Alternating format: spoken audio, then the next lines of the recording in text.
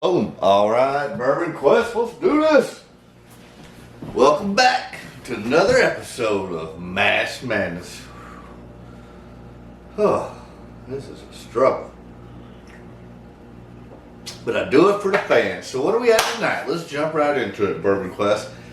Tonight, what I have in store for you is going head to head is Michter.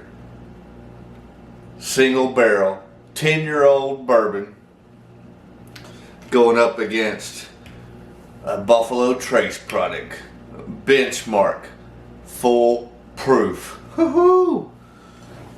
Tell you what though, we'll see what happens because Buffalo Trace has not fared very well so far in this tournament. Other than, let's see. Yeah, I mean they've had a lot of entries. Blanton's has moved on. Stagg Jr. recently moved on.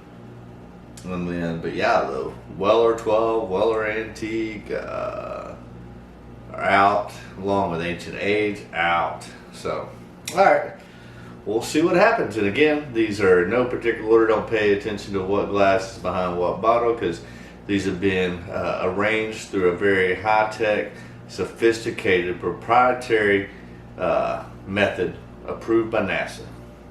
That's bullshit, but I like saying it. In other words, I don't know what they are.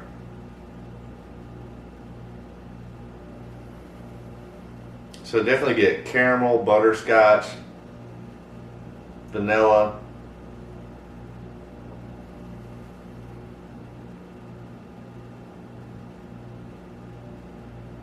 All right, cheers, Bourbon Quest.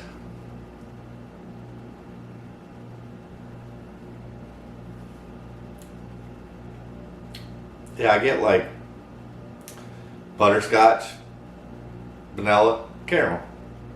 Do get a nice hug on that. You can definitely feel the proof on that. But it's good. It's pretty damn good. It's not overly complex by any means, I don't think. All right, stay hydrated, my friends. Let's see what we got here.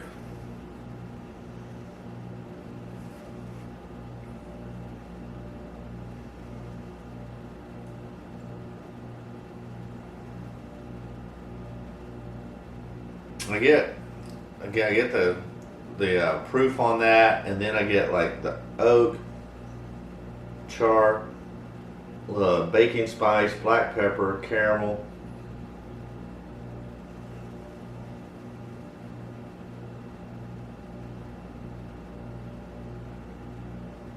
All right, cheers, Bourbon Quest.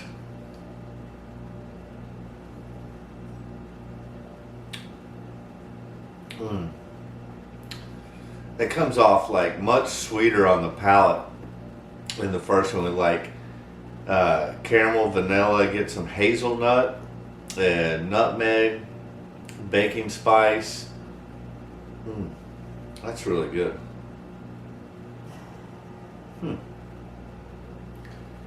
Go ahead for a second sip.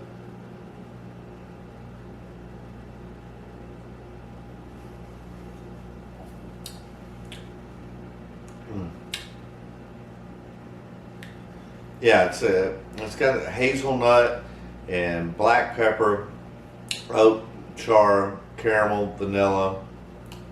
Again, another good long finish. Both of these have good finishes and decently long finishes. This is probably a lot closer than you would think it would be. Because I don't think either one of them is bad, to be honest. All right, let's go back three. Kind of have an idea of which way I'm leaning, but let's see.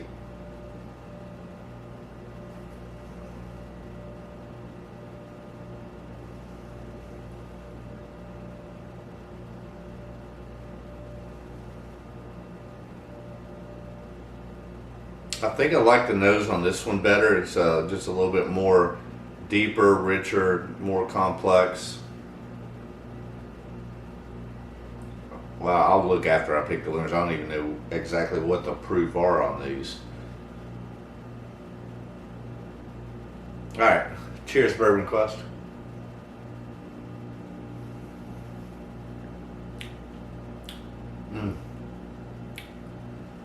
Digging that. That hazelnut is, don't get a lot of that on bourbons.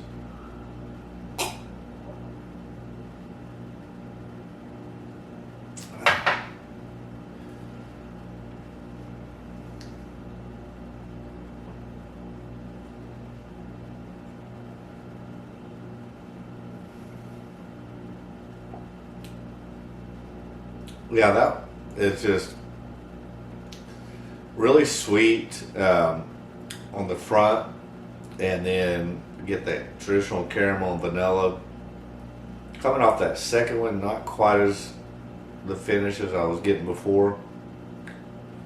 Yeah, I'm going to go with number 2 as the winner. So let's go ahead and reveal the results.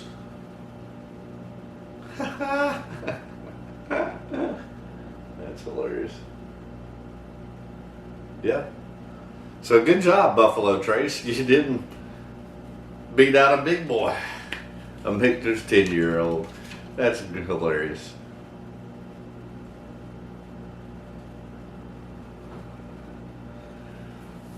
But yeah, so this benchmark, the full proof is 125 proof. And then the Michter's 10-year is, oh gosh, yeah, 94.4 proof. So I'm thinking that had a lot to do with the win there, because it definitely got a much longer finish there. Obviously, that's going to be younger whiskey, but at a higher proof. And I'll be honest with you, I've been quite disappointed in this Michter's 10-year. This is the only bottle of the Michter's 10 that I have, and it was something that I chased for probably a little over a year, and then when I got it, I was like, it really wasn't worth it. I mean, it's good, but it's not worth the chase or the price. I think I paid between $150 and I know it wasn't over 2. It was between $150 and $200. I mean, yeah, it's one. I mean, I'm glad I got it since I chased it for so long, but it did not live up to the hype, in my opinion. I know I think Whiskey Row loves the Michter's 10, but not a huge fan.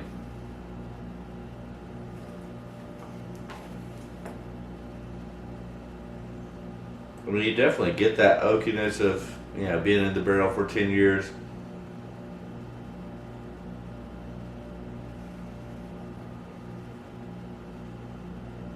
All right, let's try it again, now that we know which is which.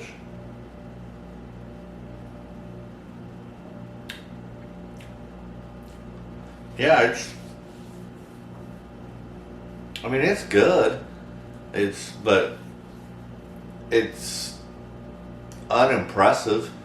It definitely does not live up to the hype, in my opinion. If you got a different opinion, if you love this stuff or whatever, leave a comment. Let me know and also if you've had the benchmark. I'm a pretty big fan. These are $20 bottles. Yeah, $20 versus, let's say it was $200, versus the $20 bottle beat out roughly a $200 bottle. I think MSRP on it's like $120, something like that. But either way, it's nothing crazy good. It's decent, but I guarantee you can find some $40 to $50 bottles that are better. Well, hell, we've got a $20 one bottle right here that's better, in my opinion. Cheers, Bourbon Club.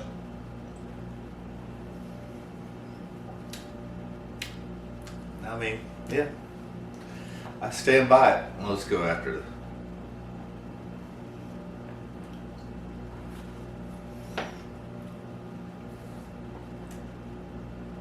Yeah, the benchmark full proof is definitely better, in my opinion.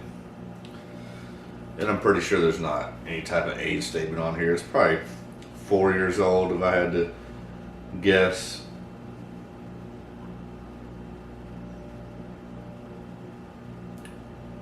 Might even be younger. It might be three to 4 years old. But if you know any more information on that, feel free to let me know. I know this was something that came out maybe a little over a year ago. And when I was driving through Kentucky after I saw, I believe it's Bourbon Night, do a review of all the different, because they got your regular benchmark, and then like a year ago they came out with 5 different expressions of that, between the full proof, single barrel, small batch, bonded, and did I say single barrel? Anyway. Oh, top floor was one of them too. Top floor. But yeah, congratulations, benchmark foolproof. You took out, I would consider, I don't know if I'd consider it a blue blood, but it's definitely probably would have been most people's favorite to win the Michter's 10. And like I said, I chased it for a year before I was able to get my hands on one. And probably don't care if I ever get another one. I mean, I have to look and see what MSRP is, and that's about what I would pay. I wouldn't pay. I know I paid more than MSRP to get that one, and I was fine. That wasn't crazy ridiculous, because I'd been searching for it for a year. I didn't mind to pay. I'd pay a 50% premium for something that I looked for that long. Would not pay 100% premium. I'd pay a 50% premium, which I think is about what I did. But yeah, it just goes to show you, man, price is not everything. Allocation is not everything.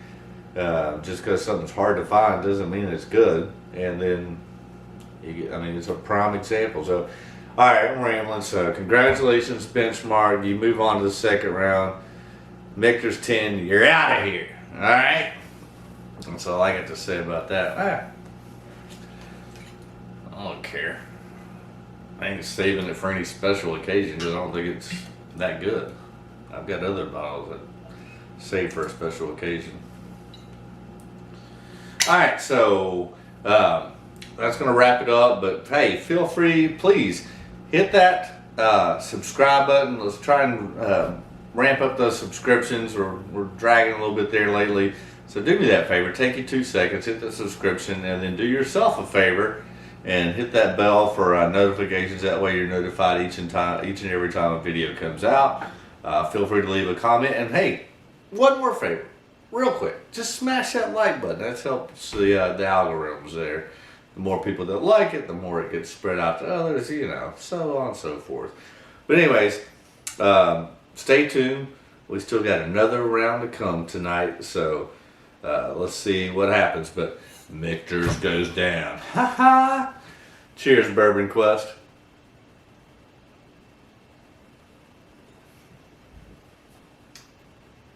Yeah. Underwhelming. But, oh well.